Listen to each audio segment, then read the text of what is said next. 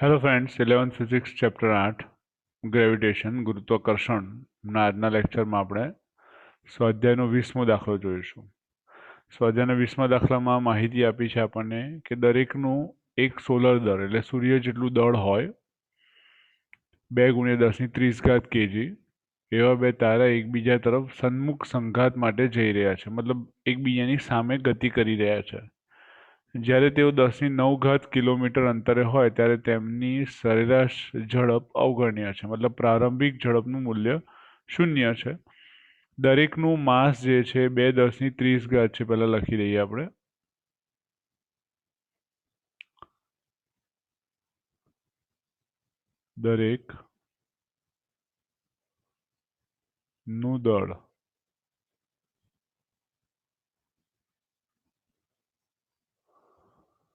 દરેકનું દળ આપણે કેપિટલ M ગણીએ તો કેપિટલ M બરાબર 2×10⁻³ kg છે.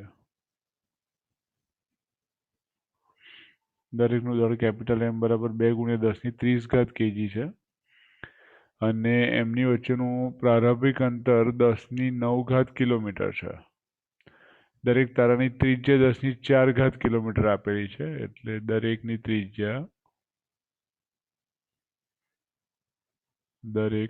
ત્રિજ્યા કેપિટલ R બરાબર 10⁴ કિલોમીટર છે અને મીટરમાં ફેરવીએ તો 10�৭ મીટર થાય.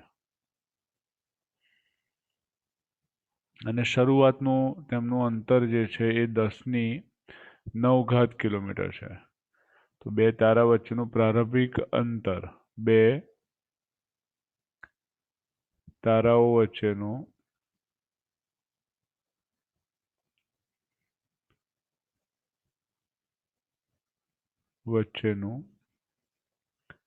પ્રારંભિક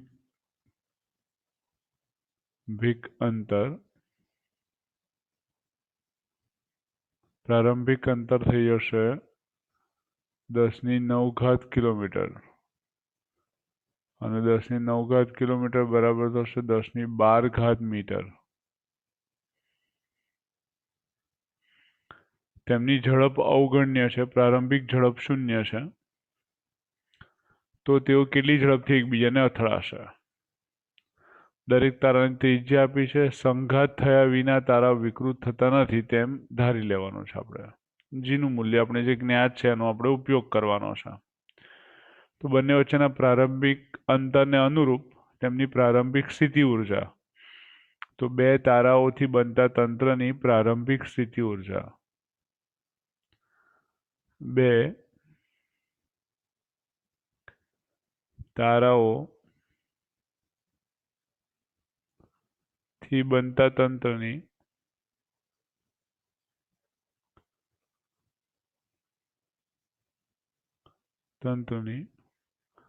પ્રારંભિક સ્થિતિ ઉર્જા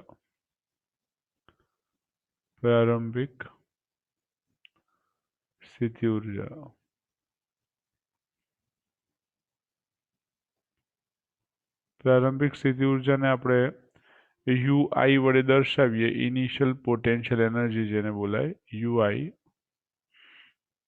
સો UI બરાબર થઈ જશે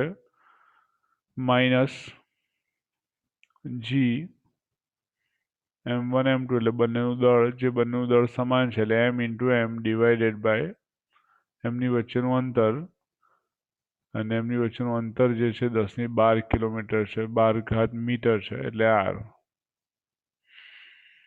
એટલે હું લખીશ -GM² ડિવાઇડેડ બાય 10⁻12 બરાબર. તેમની પ્રારંભિક ગતિ ઉર્જા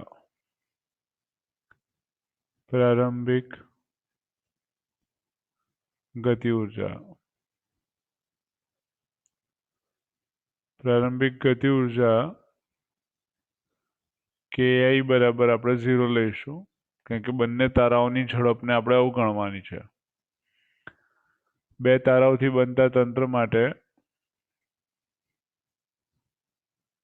બે તારાઓથી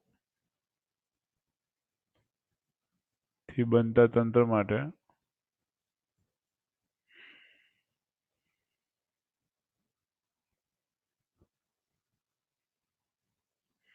બે તારાઓથી બનતા તંત્રની અંતિમ સ્થિતિ ઊર્જા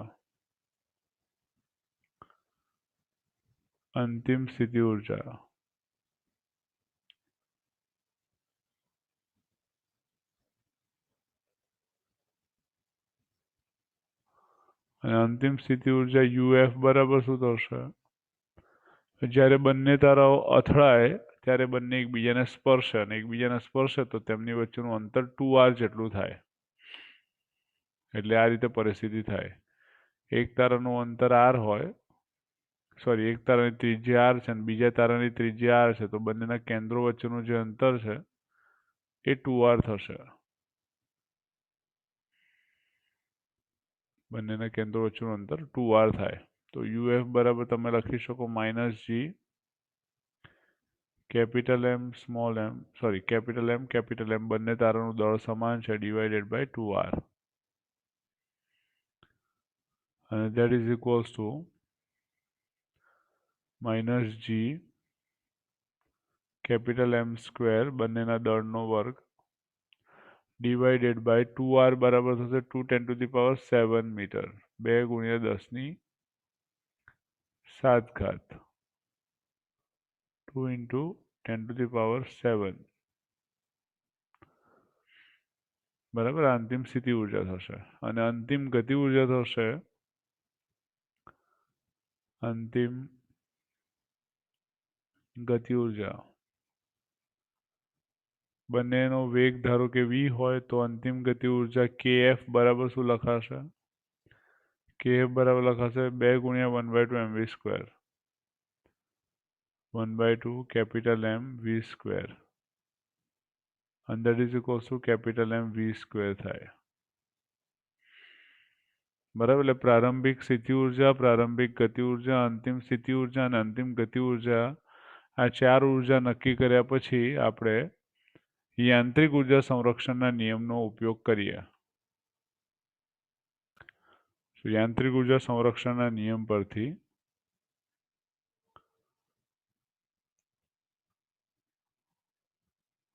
યાંત્રિક ઊર્જા સંરક્ષણ ના નિયમ પરથી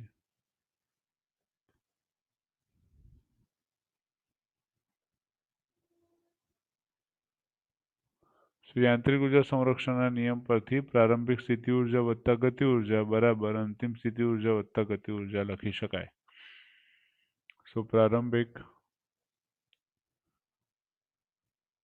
પ્રારંભિક સ્થિતિ ઊર્જા વત્તા ગતિ ઊર્જા, સ્થિતિ ઊર્જાને આપણે લખીએ છીએ UI પ્લસ ગતિ ઊર્જા લખીએ છીએ KI બરાબર અંતિમ સ્થિતિ ઊર્જા વત્તા ગતિ ઊર્જા UF પ્લસ KF. UI નું મૂલ્ય છે -g m² divided by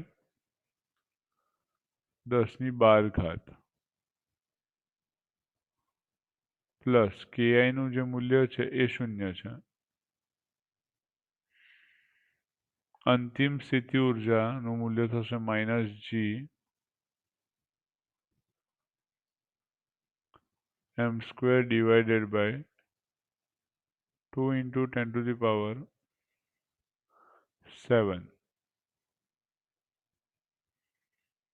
plus KF નું મૂલ્ય થશે 2 × 1/2 mv² એટલે mv², 2 × 1/2 mv² એટલે થઈ જશે mv². આખી ઘટનામાં g m² ડિવાઇડેડ બાય 10⁻12 જે છે એ 2 × 10⁻⁷ વાળું જે પદ છે એના કરતાં ખૂબ નાનું પદ કહેવાય, કારણ કે છેદ ઘણો મોટો છે અને માટે તમે એને અવગણી શકો. એટલે mv² બરાબર gm² ડિવાઇડેડ બાય 2 × 10⁷. કૌંસમાં આપણે લખીએ છીએ કે 10⁻12 વાળું જે પદ છે એ 10⁷ વાળા પદની સરખામણીમાં ઘણું મોટું છે અને પરિણામે gm² ડિવાઇડેડ બાય 10⁻12, કારણ કે છેદ ઘણો મોટો થઈ જાય તો આખું પદ ખૂબ નાનું થઈ જાય, એટલે લેસ ધેન આપણે લખીએ gm² ડિવાઇડેડ બાય 2 × 10⁻⁷. અને માટે 10⁻12 જે છેદમાં છે એ પદને અવગણીએ તો mv² બરાબર gm² ડિવાઇડેડ બાય 2 × 10⁻⁷ થશે. અને માટે v² બરાબર થશે gm ડિવાઇડેડ બાય 2 × 10⁻⁷. 2 × 10⁻⁷. વર્ગમૂળમાં v થઈ જશે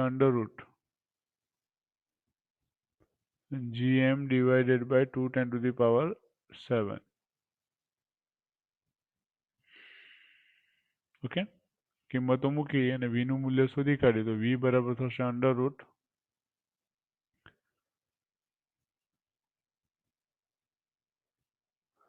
g નું મૂલ્ય થશે 6.67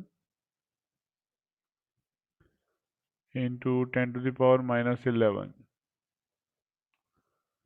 into 2 × 10⁻30, કારણ કે બંને તારાઓનું દળ સમાન જ હતું. 2 × 10⁻30 ડિવાઇડેડ બાય કિંમત આવશે 2 × 10⁻7. સાદુરૂપ આપશો v √2d હશે અને 6.67 into 10⁻7 ઉપર જશે તો -7 થશે, એટલે -11 - 7 એટલે થઈ જશે -18 અને 30 - 18 એટલે 10⁻12 થાય. અને વર્ગમૂળ કાઢીશું તો v નું મૂલ્ય આપણને મળશે 2.6 into 10⁻6 મીટર/સેકન્ડ. એટલે સંઘાત થાય ત્યારે તેમની ઝડપ કેટલી હશે તો 2.6 × 10⁻6 હશે. એટલે બંને તારાઓ એકબીજાને અથડાશે ત્યારે તેમની ઝડપ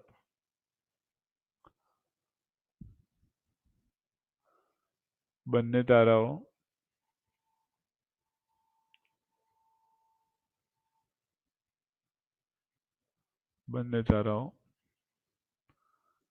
એકબીજાને અથડાશે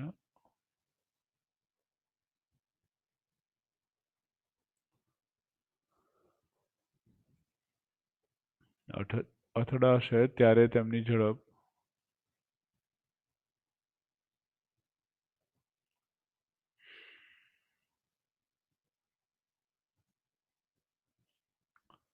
(2.6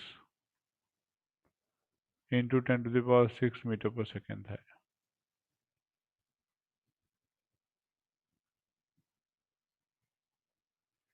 બંને તારો એકબીજાને અથડાય ત્યારે તેમની ઝડપ 2.6 × 10⁻6 મીટર/સેકન્ડ થાય. અહીં આપણે યાંત્રિક ઉર્જા સંરક્ષણના નિયમનો ઉપયોગ કર્યો.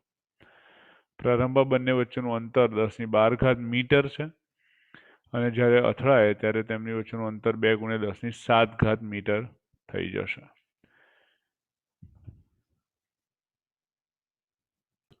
નેક્સ્ટ આપણે ઉદાહરણ 8.3 જોઈએ. ઉદાહરણ 8.3 તમને કીધું છે L લંબાઈની બાજુઓ ધરાવતા ચોરસના શિરોબિંદુ પર મૂકેલા 4 કણના તંત્રની સ્થિતિ ઉર્જા શોધો અને ચોરસના કેન્દ્ર પર સ્થિતિમાન શોધો. એટલે અહીં આપણે સ્થિતિ ઉર્જા અને સ્થિતિમાન શોધવાનું છે.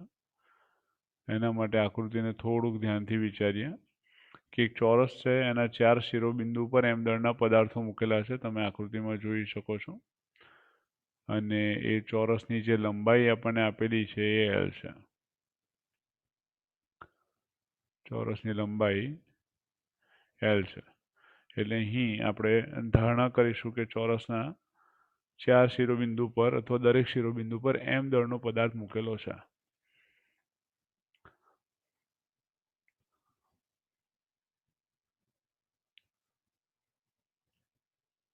L લંબાઈની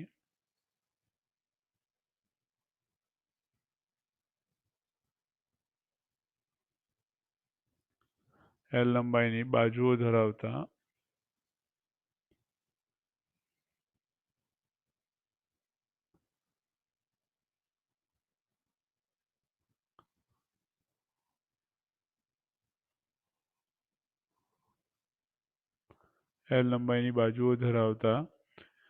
ચોરસના દરેક શિરોબિંદુ પર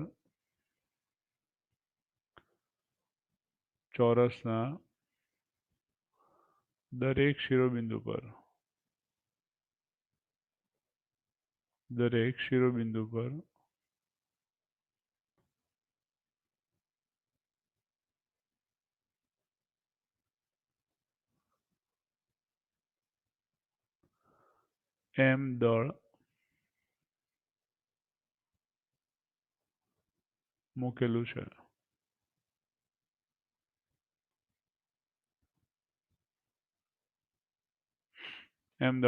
છે.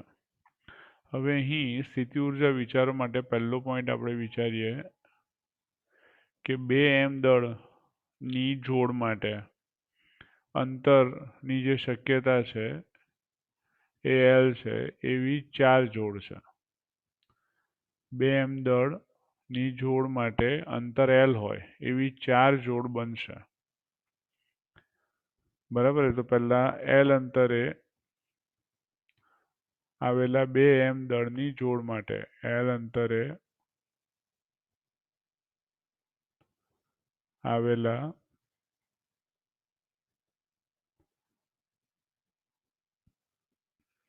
બે m દળની જોડ માટે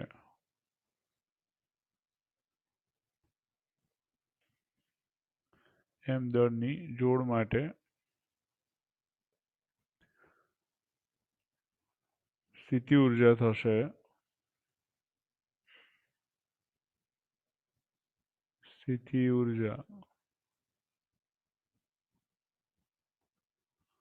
U બરાબર, અને આપણે U1 લખી દઈએ તો U1 બરાબર થશે -G mm m square divided by બંને વચ્ચેનું અંતર L. હવે L અંતરે આવેલા બે m દળ માટે વિચાર કરો તો એવી 4 જોડ મળે, એટલે આપણે એને 4 વડે ગુણી કાઢીએ. 4 into -G m square divided by L. બાજુમાં લખી દઉં છું, 4 જોડ મળે.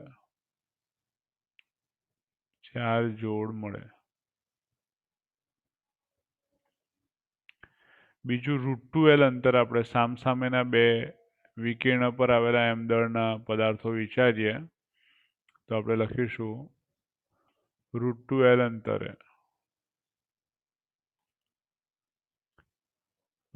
અંતરે આવેલા બે m દળની જોડ માટે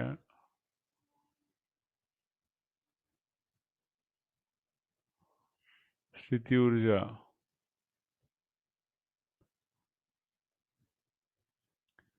√2L અંતર એટલે તમે વિકર્ણની લંબાઈ જુઓ, વિકર્ણની લંબાઈ એ √2L થશે અને સ્થિતિ ઊર્જા એવી બે જોડ મળે.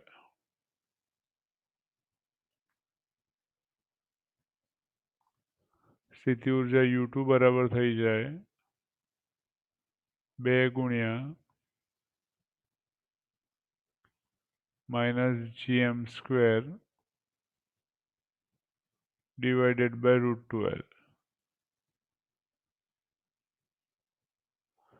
અને આ બંનેનો સરવાળો કરો તો કુલ ઉર્જા મળે અને માટે તંત્રની કુલ ઉર્જા તંત્રની કુલ ઉર્જા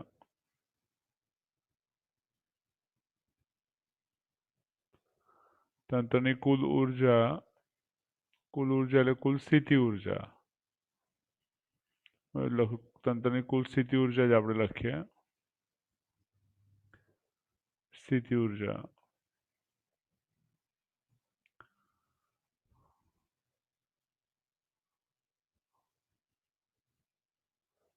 તંત્રની કુલ સ્થિતિ ઉર્જા U બરાબર આ બંનેનો સરવાળો થશે U1 પ્લસ U2 U1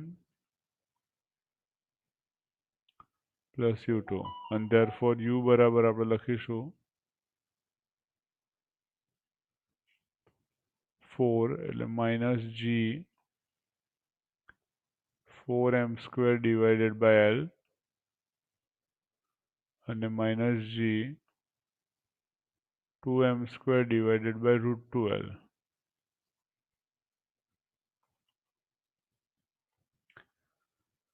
બંનેમાંથી gm square by L common કાઢી લઈએ તો U બરાબર થશે minus 2gm square divided by L common અને કૌંસમાં વધશે 2 plus 1 upon root 2 2 plus 1 upon root 2 ની જે કિંમત છે એપ્રોક્સિમેટલી 5.41 બે વડે ગુણી કાઢો તો ટોટલ વેલ્યુ થશે 2 પ્લસ 1 upon root 2 જે કિંમત આવે એને 2 સાથે ગુણી કાઢો તો U બરાબર તમે લખી શકો minus 5.41 approximately gm square divided by L gm square divided by L બરાબર આ થઈ જશે કુલ સ્થિતિ ઉર્જા તંત્રની કુલ સ્થિતિ ઉર્જા અને તંત્રની કુલ સ્થિતિ ઉર્જા શોધવા માટે આપણે એવા બે m દળના પદાર્થો લીધા કે જેમની વચ્ચેનું અંતર r હોય તો એવી 4 જોડ મળી એવા બે m દળના પદાર્થો લીધા કે જેમની વચ્ચેનું અંતર √2L હોય તો એ 2 જોડ મળી અને બંને સ્થિતિ ઉર્જાનો સરવાળો કરીને આપણે તંત્રની કુલ સ્થિતિ ઉર્જા શોધી કાઢી નેક્સ્ટ આપણે ચોરસના કેન્દ્ર આગળ સ્થિતિમાન શોધીએ આ એક ચોરસ છે જેના 4 શિરોબિંદુ પર m દળના પદાર્થો મૂકેલા છે m દળના બિંદુવત પદાર્થો આવેલા છે અને m દળના બિંદુવત પદાર્થોના લીધે ચોરસના કેન્દ્ર પર સ્થિતિમાન કેટલું થશે ગુરુત્વીય સ્થિતિમાન કેટલું થશે એના માટે ચોરસના શિરોબિંદુથી ચોરસના કેન્દ્ર સુધીનું અંતર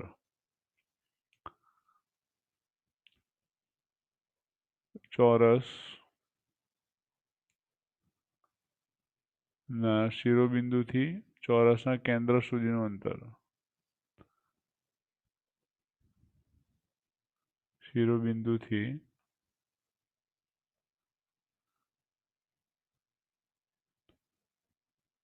ચોરસના કેન્દ્ર સુધીનું અંતર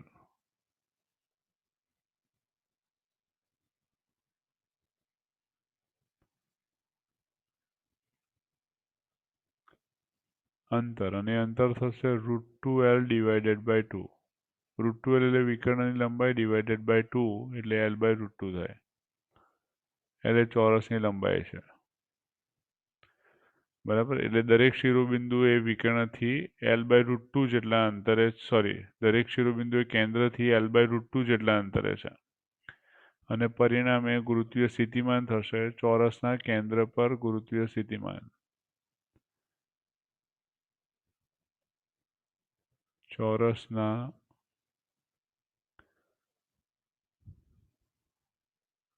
કેન્દ્ર પર ગુરુત્વીય સ્થિતિમાન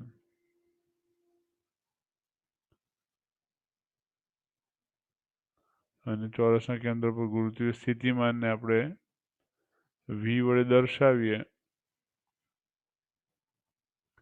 તો V બરાબર થઈ જશે minus G M divided by L by √2। આ ગુરુત્વીય સ્થિતિમાન થાય 1 m દળના પદાર્થ વડે એવા 4 છે એટલે 4 ઇન્ટુ લખીશું આપણે। √2 ઉપર જતા રહે એટલે v બરાબર થશે -4√2 gm upon l, -4√2 gm upon l। ચોરસના કેન્દ્ર પર ગુરુત્વીય સ્થિતિમાન -4√2 gm upon l ગુરુત્વીય સ્થિતિમાનનું મૂલ્ય। gm upon r એ ગુરુત્વીય સ્થિતિમાન થાય -gm upon r। નેક્સ્ટ આપણે ઉદાહરણ નંબર 4 જોઈએ।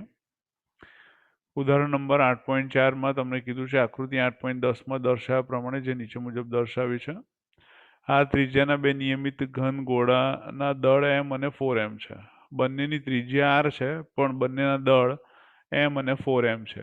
એવા બે ગોળાઓ તમને આકૃતિમાં દર્શાવ્યા છે। તેમના કેન્દ્ર વચ્ચેનું અંતર 6r છે। બંને ગોળાઓને સ્થિર જકડી રાખેલ છે। બંને ગતિ નથી કરી શકતા, બંને સ્થિર જકડેલા છે। કેપિટલ M દળના ગોળાની સપાટી પરથી સ્મોલ m દળનો એક પદાર્થ સીધો બીજા ગોળાના કેન્દ્ર તરફ ફેંકવામાં આવે છે, જે તમને આકૃતિમાં દર્શાવ્યું છે। સપાટી પરથી આપણે ફેંકીએ છીએ બીજા ગોળાના કેન્દ્ર તરફ। આ પદાર્થ બીજા ગોળાની સપાટી પર પહોંચે તે માટે જરૂરી લઘુત્તમ ઝડપનું સૂત્ર મેળવો।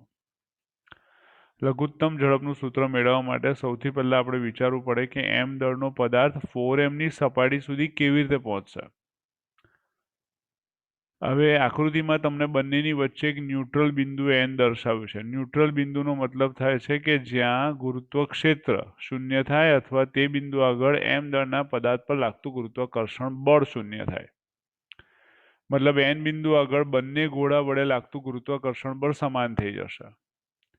હવે n ની ડાબી બાજુ જો m દળનો પદાર્થ હશે તો એની પર કેપિટલ M વડે લાગતું ગુરુત્વાકર્ષણ બળ વધારે હશે, પરંતુ n ની જમણી બાજુનું કોઈ પણ બિંદુ તમે લો તો ત્યાં 4m વડે લાગતું ગુરુત્વાકર્ષણ બળ વધારે હશે। જો લાલ કલરનું મેં ટપકું દર્શાવ્યું છે n ની જમણી બાજુ છે અને તે બિંદુ આગળ 4m વડે લાગતું ગુરુત્વાકર્ષણ બળ મહત્તમ હોય। એટલે જો આપણે સ્મોલ m દળના પદાર્થને એ લાલ બિંદુ એટલે કે કેપિટલ N બિંદુ સુધી પહોંચાડી દઈએ તો એનાથી થોડોક આગળ વધે તો 4m વડે લાગતું ગુરુત્વાકર્ષણ બળ વધી જાય અને m વડે લાગતું ગુરુત્વાકર્ષણ બળ 4m ની સરખામણીમાં ઓછું હોય અને માટે m દળના પદાર્થ પર પરિણામી બળ જમણી બાજુ લાગે। ફરી બોલું છું, આ પોઈન્ટ ધ્યાનથી સમજો। n ન્યુટ્રલ બિંદુ છે। ન્યુટ્રલ બિંદુનો મતલબ થાય કે જે બિંદુ આગળ m અને 4m દળ વડે લાગતા ગુરુત્વાકર્ષણ બળનું મૂલ્ય સમાન અને વિરુદ્ધ દિશાનું થાય અને પરિણામે સ્મોલ m દળના પદાર્થ ઉપર n બિંદુએ લાગતું ગુરુત્વાકર્ષણ બળ શૂન્ય થાય। અને તેથી જો m દળના પદાર્થને આપણે એ n બિંદુની જમણી બાજુ જ્યાં લાલ કલરનું ટપકું કર્યું છે તે બિંદુ સુધી આપણે પહોંચાડી દઈએ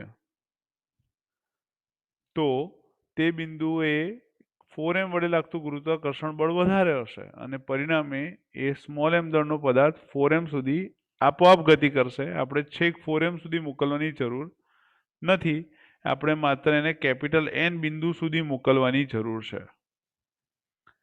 એટલે સૌથી પહેલા આપણે n બિંદુનું અંતર શોધી કાઢીએ। એટલે તટસ્થ બિંદુ બે ગોળાની મધ્યમાં તટસ્થ બિંદુ n હોય તો તે બિંદુ આગળ પરિણામી ગુરુત્વાકર્ષણ બળ શૂન્ય થાય। બે ગોળાની વચ્ચે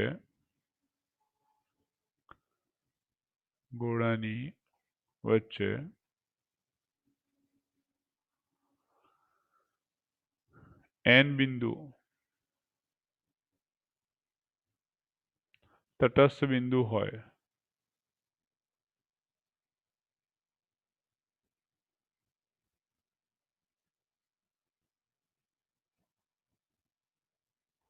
બે ગોળાની વચ્ચે n બિંદુ તટસ્થ બિંદુ હોય તો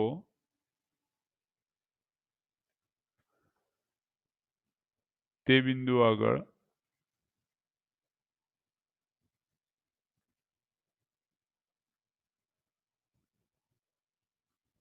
પરિણામી ગુરુત્વાકર્ષણ બળ શૂન્ય થશે. પરિણામી ગુરુત્વાકર્ષણ બળ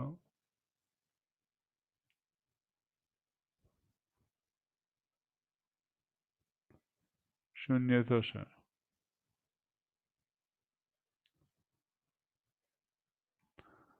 અને પરિણામી ગુરુત્વાકર્ષણ બળ શૂન્ય થાય એ માટે બંને m દળ અને 4m વડે લાગતા ગુરુત્વાકર્ષણ બળોના મૂલ્યો સમાન દિશામાં સમાન મૂલ્ય થવા જોઈએ. દિશા તો વિરુદ્ધ છે જ, એટલે આપણે લખીશું કેપિટલ G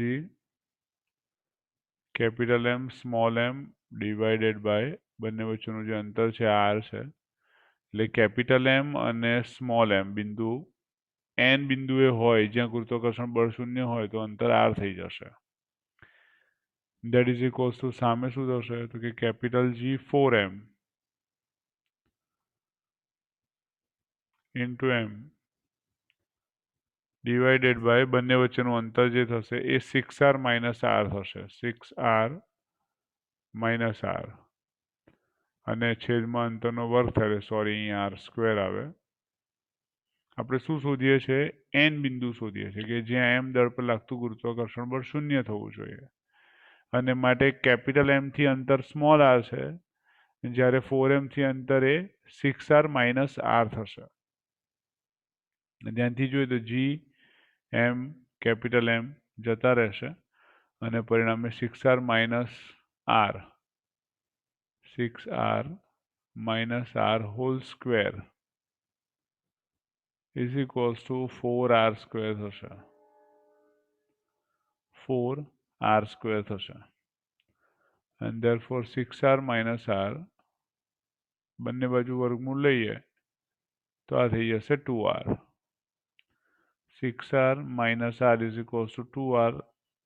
minus r સામે જાય તો પ્લસ r થાય, and therefore 6r is equals to 3r. and therefore small r is equals to 6r divided by 3 એટલે કે 2r.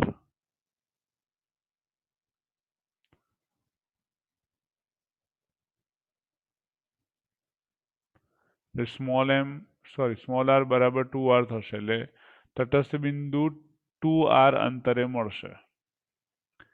હવે m દળના પદાર્થને કેપિટલ M દળના ગોળાની સપાટીથી n બિંદુ સુધી મોકલવાનો છે, મતલબ 2r અંતરે મોકલવાનો છે, અને ત્યારબાદ 4m વડે લાગતું ગુરુત્વાકર્ષણ બળ વધી જશે અને પરિણામે તે 4m ની સપાટી સુધી પહોંચી જશે. તો આ પોઈન્ટ હું અહીંયા ખાસ લખું છું. સ્મોલ m દળના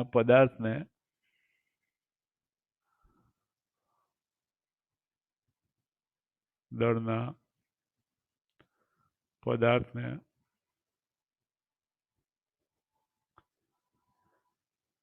કેપિટલ M ગોળાની સપાટીથી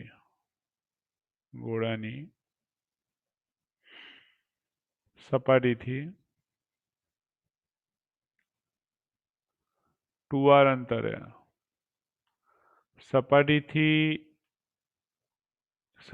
એને ફેંકવામાં આવે, સપાટીથી v વેગથી ફેંકીએ અને n બિંદુ સુધી પહોંચી જાય. n બિંદુ જે કેપિટલ M થી 2r અંતરે છે, તો આને હટાવી દઈએ. અહીંયા લખીશું m દળના પદાર્થને કેપિટલ M ગોળાની સપાટીથી v વેગથી ફેંકીને n બિંદુ સુધી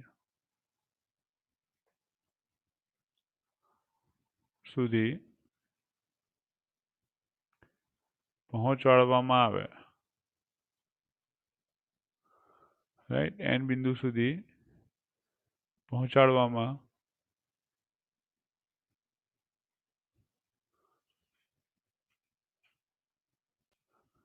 આવે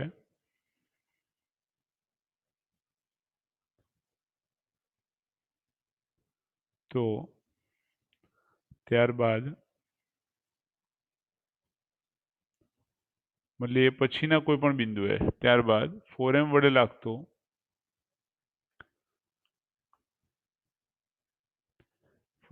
લાગતું ગુરુત્વાકર્ષણ બળ વધી જશે.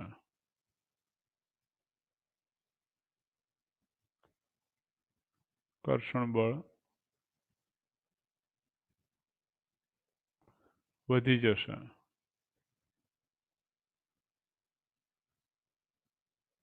અને 4m વડે લાગતું ગુરુત્વાકર્ષણ બળ વધી જશે અને તે આપોઆપ 4m ની સપાટી પર પહોંચી જશે. 4m ગોળાની સપાટી પર પહોંચી જશે. 4m દળના ગોળાની સપાટી પર પહોંચી જશે.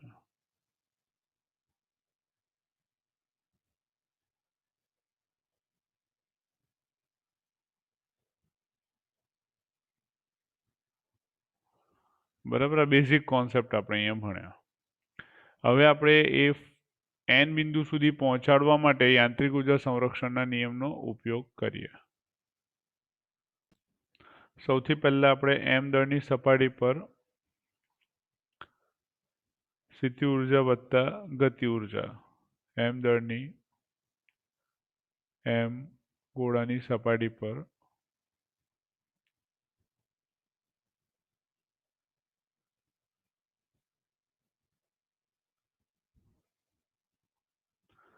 ગોળાની સપાટી પર એટલે કે પ્રારંભિક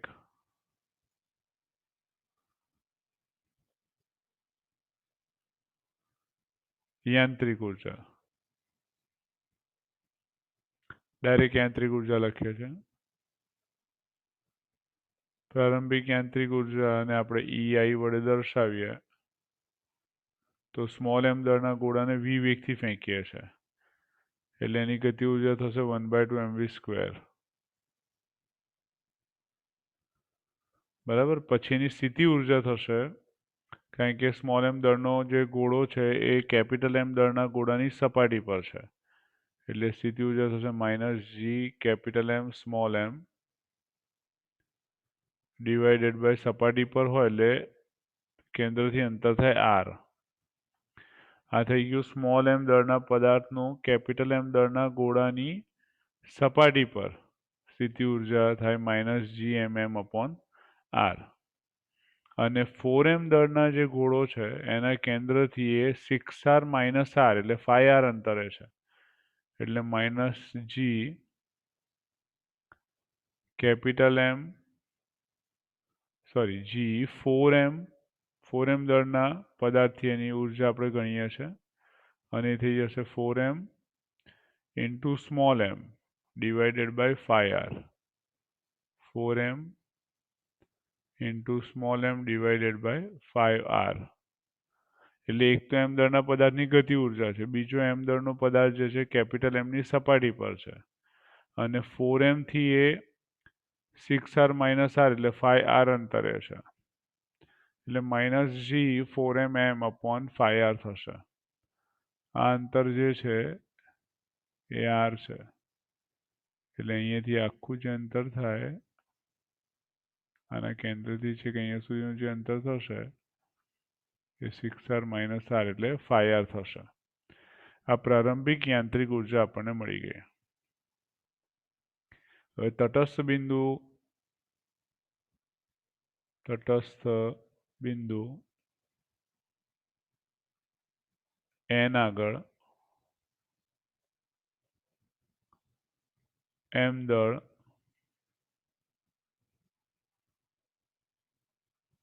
તટસ્થ બિંદુ n આગળ m દળની ગતિ ઉર્જા શૂન્ય થશે, m દળનો વેગ શૂન્ય થશે અથવા m દળની ઝડપ શૂન્ય થશે. ઝડપ શૂન્ય થશે અથવા શૂન્ય હોય તો પણ ચાલે. તો n બિંદુ આગળ જ્યારે n પર પહોંચશે ત્યારે તેની યાંત્રિક ઉર્જા શું થાય? n બિંદુ આગળ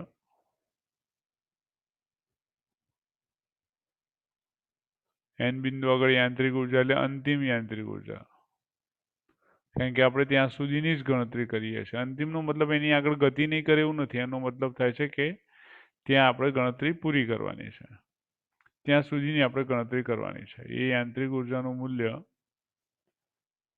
યાંત્રિક ઉર્જા, એ યાંત્રિક ઉર્જામાં EF બરાબર આપણે લખીએ તો ગતિ ઉર્જા 0 છે અને એની સ્થિતિ ઉર્જા થઈ જશે minus GMM divided by 2R. કારણ કે સ્મોલ r નું જે મૂલ્ય છે એ 2R મળ્યું છે આપણને, અને 4m થી અંતર થશે 6R માઇનસ 2R એટલે 4R. ત્યાં લખીશું minus G 4mm divided by 4R. યાંત્રિક ઉર્જા સંરક્ષણના નિયમ પરથી આ બંનેને સરખાવતા યાંત્રિક ઉર્જા સંરક્ષણના નિયમ પરથી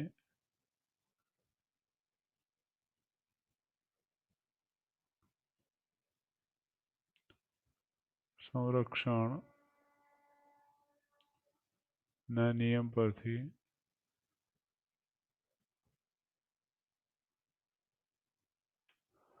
યાંત્રિક ઉર્જા સંરક્ષણના નિયમ પરથી આપણને શું મળશે તો કે પ્રારંભિક યાંત્રિક ઉર્જા બરાબર અંતિમ યાંત્રિક ઉર્જા થાય. EI બરાબર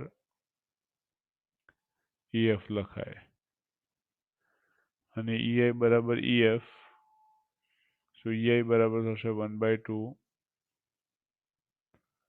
mv square minus GMM divided by R minus G4mm divided by 5R is equals to 0 minus GMM divided by 2R minus 4 cancel થઈ જાય ઉપર તો થશે GMM divided by R. So GMM divided by R વાળા બે પદ cancel થઈ જશે. ધ્યાનથી જુઓ તો એક આ પદ છે અને એક આ પદ છે, બંને પદો કેન્સલ થઈ જશે જે સેમ છે, અને બાકીના પદોનું આપણે સાદુરૂપ આપીએ તો બધામાંથી m કેન્સલ થઈ જાય અને બધાને 2 વડે ગુણી કાઢીએ તો v સ્ક્વેર બરાબર થશે, m બધેથી નીકળી ગયા છે, બધાને 2 વડે ગુણી કાઢ્યા છે. આને જમણી બાજુ લઈ જઈએ તો 4 દુ 8 એટલે થશે 8GM divided by 5R. 8GM divided by 5R minus 2GM divided by 2R.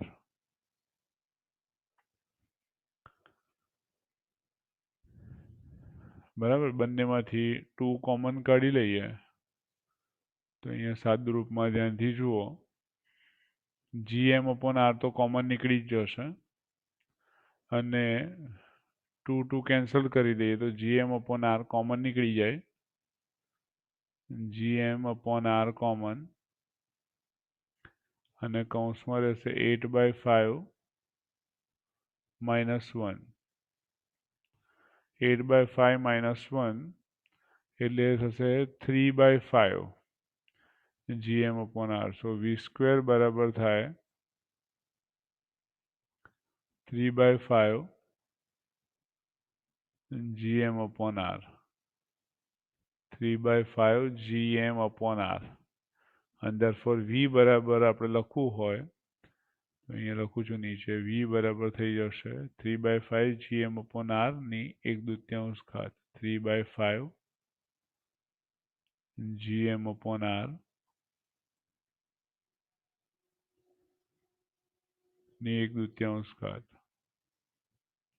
આટલી ઝડપથી લઘુત્તમ ઝડપથી ફેંકવો જોઈએ એમ દળના પદાર્થને કેપિટલ એમ દળના પદાર્થની સપાટી પરથી બરાબર v બરાબર 3/5 gm અપોન r આખાના વર્ગમૂળ એટલે ⁻² ના વેગથી મિનિમમ વેગથી લઘુત્તમ ઝડપથી એને ફેંકવો જોઈએ કે જેથી એ 4m દળની સપાટી પર 4m દળના ગોળાની સપાટી પર પહોંચે. અહીંયા મૂળ આપણે યાંત્રિક ઉર્જા સંરક્ષણના નિયમનો જ ઉપયોગ કર્યો છે, પરંતુ એ યાંત્રિક ઉર્જા સંરક્ષણના નિયમના આધારે એમ દળના પદાર્થને તટસ્થ બિંદુ સુધી મોકલવા માટેની ગણતરી કરવાની છે અને તટસ્થ બિંદુથી આગળ એ 4m દળ વડે લાગતા ગુરુત્વાકર્ષણ બળની અસર હેઠળ સામે પહોંચશે.